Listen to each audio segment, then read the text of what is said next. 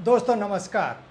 मोदी सरकार किस कदर अमेरिका से डरी हुई है और उसने उसके सामने समर्पण कर दिया है, उसका जीता जागता उदाहरण सोमवार को स्ट्रेट ऑफ होर्मुज में भारतीय ऑयल टैंकर मरीवेक्स पर हुआ हमला है। ओमान के समुद्र तट पर मौजूद इस टैंकर पर सोमवार को अमेरिकी युद्धपोत ने मिसाइलों से हमला कर दिया। हमला बिल्कुल उसके इंजन को निशाना बनाकर किया गया, जिससे उस हिस्से में आग लग गई। टैंकर में सवार चालक दल समेत नाविकों ने पहला distress call forward siemens of India यानी FSUI के महासचिव मनोज यादव को भेजा। मनोज यादव को 2 बजे भेजे गए ऑडियो मैसेज में साफ साफ अमेरिका को हमलावर बताया गया था। उन्होंने कहा, हम मरीवेक्स मोटर टैंकर से बोल रहे हैं, बोर्ड में आग लग गई है, जहाज डूब रहा है, अमेरिकी नेवी ने मिसाइल से हमारे इंजन रूम पर हमला कर दिया है, हमारे जहाज के निचले हिस्से में छेद हो गया है। ये बिल्कुल साफ मैसेज था घटना कैसे हुई और किसने इसको अंजाम दिया। इतना ही नहीं, US सेंट्रल कमांड ने भी इसको और साफ कर दिया जब उसने कहा कि अमेरिकी सैनिकों ने 8 जून को ओमान के तट पर मौजूद एक टैंकर को निशाना बनाया है।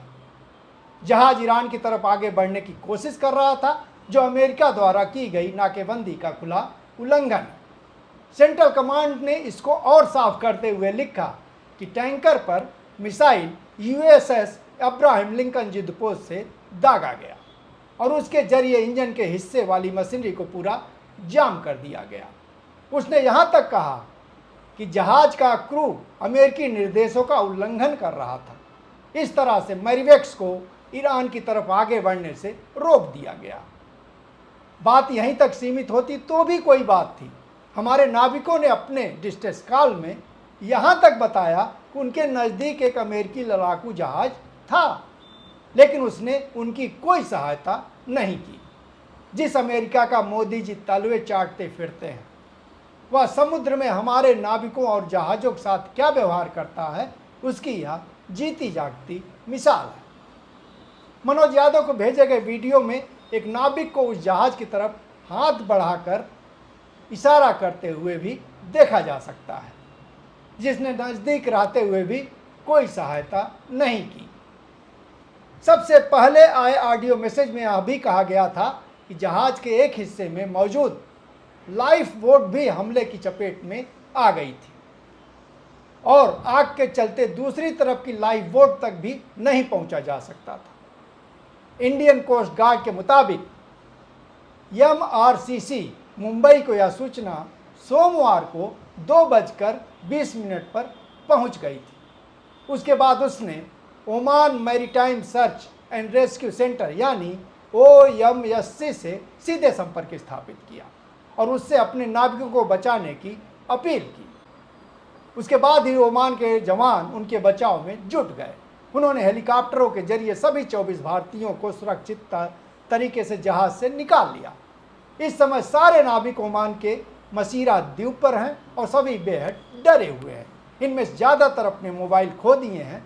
उनके 2 दिनों के भीतर भारत पहुंच जाने की संभावना है। इस पूरे मामले में भारत की स्थिति न केवल हास्यास्पद और अपमानजनक है, बल्कि पूरी तरह से निंदनीय है। केंद्र की ओर से जारी एक बयान में कहा गया कि ओमान के तट पर तकरीबन 1:30 बजे मरीवेक्स जहाज में आग लगने की घटना का पता चला है। PIB की ओर से जारी एक वीडियो में पोर्ट शिपिंग और वाटरवेज मंत्रालय के निदेशक ओपेश कुमार शर्मा ने तो अमेरिका का नाम भी नहीं लिया। उन्होंने उसे प्राथमिक रिपोर्ट बताई और पूरे मामले को हादसे की तरह पेश कर दिया। यह स्थिति तब है जब जहाज में सवार लोगों ने अपने पहले ही कॉल में पूरी घटना का विवरण दे दिया था, जिसमें अमेरिकी मिसाइल द्वारा हमला और नज़दीक स्थित अमेरिकी लड़ाकू जहाज़ों द्वारा कोई सहायता न देने की बात भी बताई गई थी।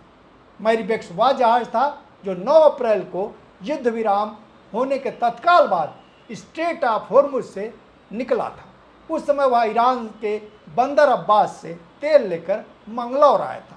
उसके बाद से ही मरीवेक्स युद्ध के इस क्षेत्र में लगातार अपनी आवाजाही बनाए हुए था।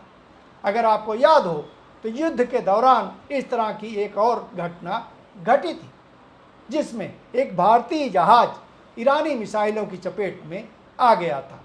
भारत सरकार के विदेश मंत्रालय ने न केवल उस पर तुरंत कड़ी प्रतिक्रिया जाहिर की थी, बल्कि उसने भारत में स्थित ईरानी राजदूत को विदेश मंत्रालय में तलब कर लिया था और राजदूत को आइंदा इस तरह घटना से बचने की चेतावनी दी थी। अब जबकि बिल्कुल साफ हो गया है कि अमेरिकी मिसाइल ने भारतीय जहाज को निशाना बनाया है, तब विदेश मंत्रालय इसको मानने तक के लिए तैयार नहीं है। वह इंजन में लगी आग को दुर्घटना की तरह पेश कर रहा है। वह अमेरिका का नाम तक अपनी जुबान पर लाने की हिम्मत नहीं जुटा पा रहा है। न अभी तक विदेश मंत्रालय की ओर से इस पर कोई आधिकारिक बयान आया है और न ही अमेरिका ने इस पर किसी तरह का खेद प्रकट किया है।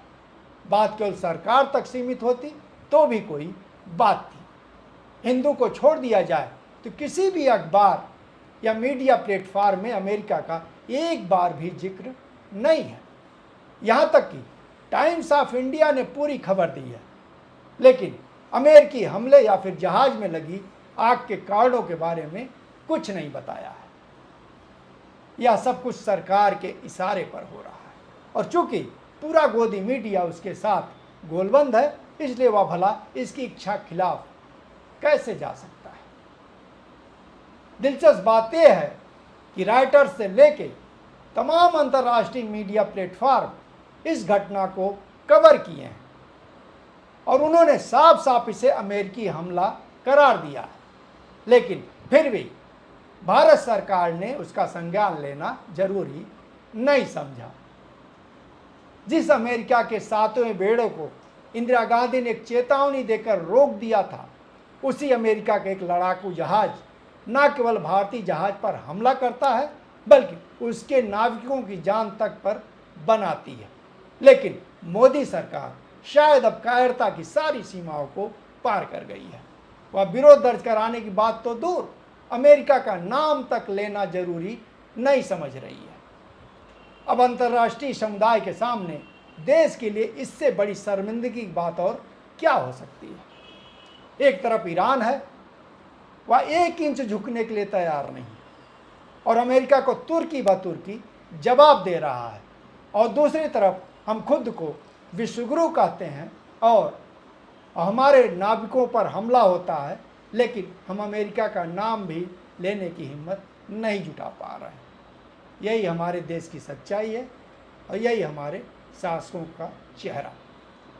बहरहाल दोस्तों, आपने पूरा जो है वीडियो देखा, इसके लिए आपका बहुत बहुत शुक्रिया। ये सिलसिला बना रहे, हम आप एक दूसरे के साथ बने रहें, इसके लिए ज़रूरी हो जाता है कि आप जनचौक चैनल को सब्सक्राइब करें। नीचे जो कमेंट बॉक्स है उसमें अगर आपकी कोई प्रतिक्रिया हो, सुझाव हो तो आप दे सकते हैं, वो हम तक पहुंच जाएगी। एक बार फिर आपका धन्यवाद। नमस्कार।